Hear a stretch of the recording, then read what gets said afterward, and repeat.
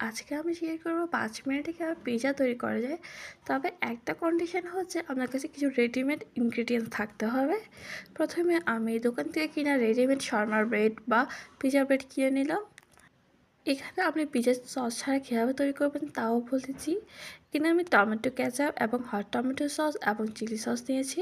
সব ভালো করে স্প্রেড আউট করে দিব। এখানে আমি শার্প ফর্ক দিয়ে এখানে হোল করে দিতে হবে যাতে পিৎজার সসগুলো খুব ভালো করে ঢুকে যায়। এবার আগে থেকে আমার চিকেন ম্যারিনেট করা ছিল, তো আমি ফ্রাই করে জাস্ট উপরে দিয়ে স্প্রেড করে দিচ্ছি। বাসায় পিৎজা বানানোর একটাই বেনিফিট হলো আপনি ইচ্ছের মতো চিকেন দিতে পারেন এবং অনেক লোডেড একটা চিজ দেওয়া যায়। এবার আমি সামান্য চিজ প্রথমে দিয়ে নিচ্ছি এবং উপর দিয়ে ক্যাপসিকাম দিচ্ছি, সাথে আমি কিছু টমেটো দিচ্ছি। এখানে আমি অনেকগুলো চিকেন এবং চিজ ইউজ করেছি যতটুকু আমার পছন্দ, এবং সাথে আমি অনিয়ন